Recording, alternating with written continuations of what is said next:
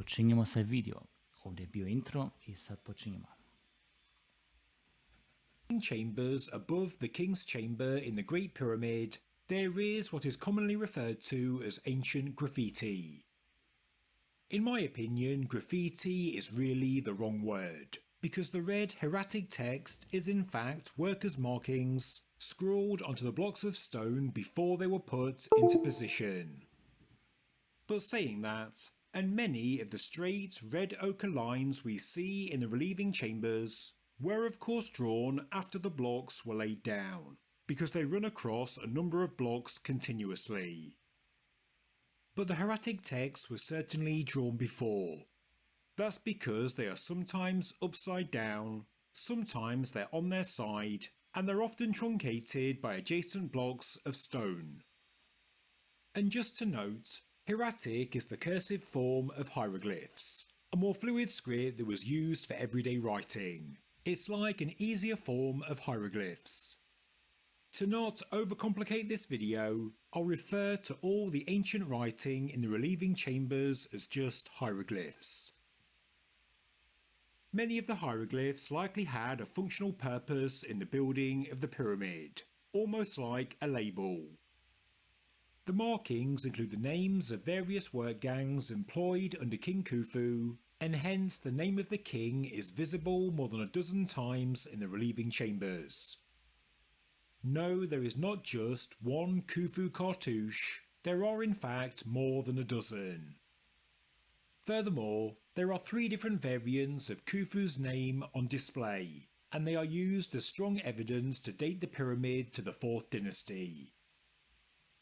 But these red markings have been controversial for decades, ever since Zecharia Sitchin, the ancient astronaut theorist, made the accusation that they were in fact forgeries.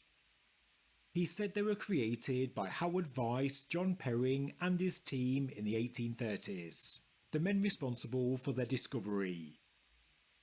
In truth, Sitchin had to make up this claim because pyramids dated to the 4th dynasty ruined the entire ancient alien hypothesis he put forward in his books. The fact is, they really can't be forged. Naravno ima više od jedne teorije, a ja bi isto rekao da je to neki ljudi bili koji su više znali nego mi, može da se kaže. And here's why. As stated, there are 3 variants of Khufu's name inside the relieving chambers. 2 of them appear in cartouches, and they're obvious to see inside the relieving chambers. These are Khufu and Khnum Khufu.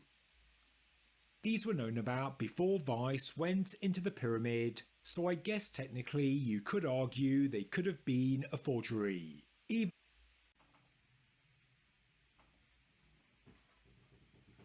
though it is a rather baseless accusation. But what could not have been a forgery is the king's Horus name, and this is Megiddo.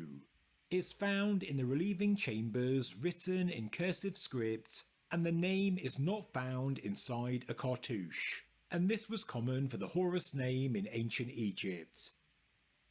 In the 1830s, Britain's leading hieroglyphic expert was Samuel Birch, and he and everyone else who had studied hieroglyphs in the world believed a pharaoh's name could only be written inside a cartouche.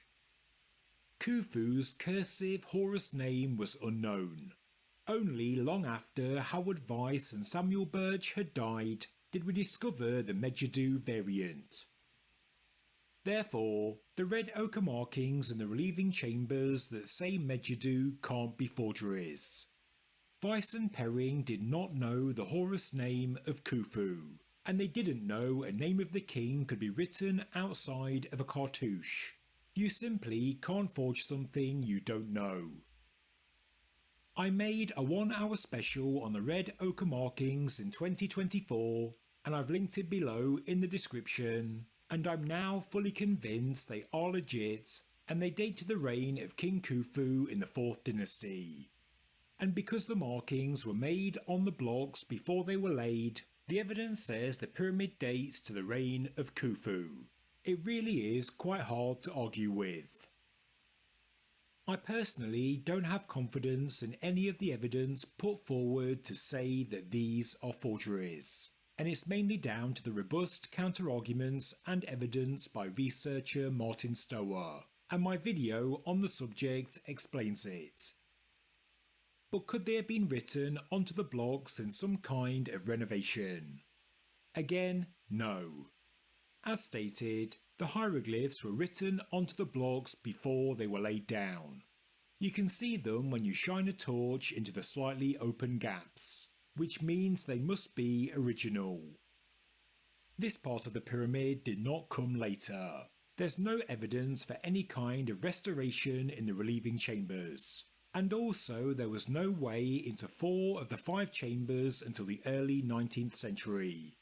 There was no ancient access point or robber's tunnel, and Howard Weiss had to use gunpowder to blast his way through, and it took him weeks to gain access. So, the hieroglyphs are original, and this leads us to the new discovery, which is regarding the red ochre markings in the Great Pyramid relieving chambers. According to Dr. Hawass, a new technology has been used to reveal previously unseen markings in the relieving chambers. The hieroglyphs were found in chambers 3 and 4, namely Nelson's chamber and Lady Arbuthnot's chamber. We find a mention of year 13 of Khufu's reign, and experts also discovered the names of 3 more work gangs connected to the goddess Wadjet. The hieroglyphs for the good... Ne znam ti ja što da kažu, ali isto su našli nešto iza, kako se zove, iza piramide, to ide na dole 600 metra i jo, to su najnovo našli, da ide 600 metra na pod.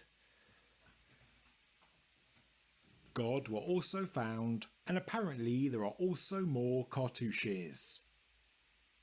Furthermore, the new technology is able to reveal 2 distinct layers of hieroglyphs, meaning that some had either faded or were rubbed out, and new ones were written over the top. Right now, this new discovery is unpublished, and Hawass only showed a few images on the Matt Bell podcast. This is the west wall of Lady Arbuthnot's chamber. When I first saw this image, I straight away compared it to the detailed sketches created by John Perring in the 19th century, putting them side by side. On this one wall, these hieroglyphs are the ones unrecorded by Perring, which includes some of the glyphs in the Khnum Khufu cartouche, and to me, this kind of proves Dosta će još da se nađe, a neke informacije isto su već poništili, ali ja mislim mi će još kao čovječanstvo još više da nađemo. The hoax theory to be wrong as well. Weiss himself also does not record the missing symbols. If Weiss and Perring were trying to pull off a major hoax, they would have made it crystal clear that this was a Khnum Khufu cartouche. They only recorded a few of the symbols inside the cartouche. They don't even read as Khnum Khufu. Only using the very latest technology have we now seen the rest of the hieroglyphs, and only now in 2025 can we read it correctly. And this clearly means they were not visible to Weiss and Perring, else they would have recorded them. Weiss and Perring and their team wouldn't forge cartouches and then record them incorrectly, because their record is the only proof they had. The hoax hypothesis simply doesn't make any sense. Hawass also shows a real photograph of the Western Wall, how it looks today with the naked eye, and he also shows the scan results. And, as you can see, it really is amazing what technology can do. He next shows the west wall of Nelson's chamber, and here labelled 1 looks to record a date.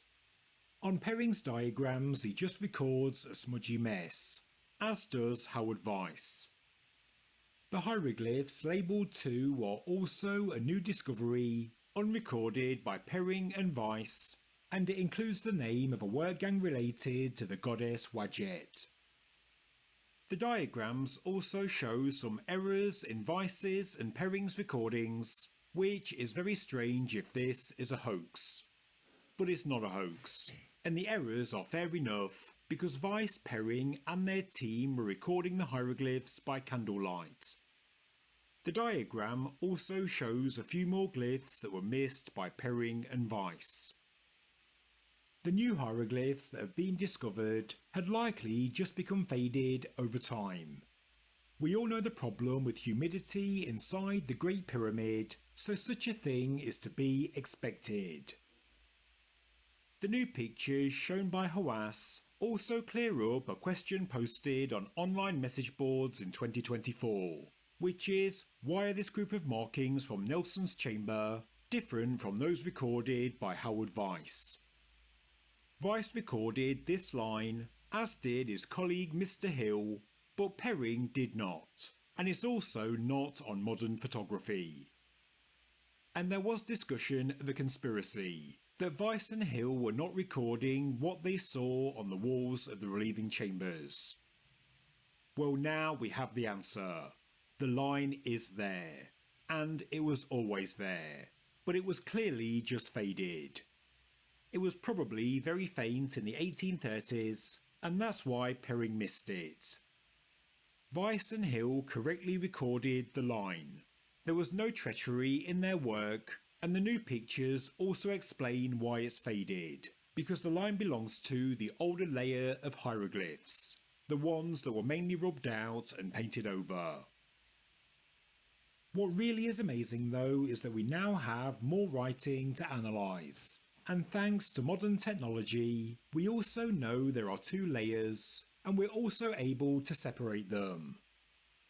Of course, Perring was unable to do so, and that's why some of the hieroglyphs on his diagrams do look like jargon. The old and new hieroglyphs sort of merged into one. But why are there two layers of markings anyway? Well, of course we don't know. I guess the first ones could have been made by the gangs transporting the blocks, then they were rubbed out, and new markings were made over the top by the gangs laying them into position. That's one possible idea anyway. Whatever the reason, I don't think it's too important, and that's because of the nature of the markings. When they were written, they didn't hold any great significance. They're written on blocks inside sealed chambers, and they were never meant to be seen again. They were just scrawled by workers during the construction of the pyramid.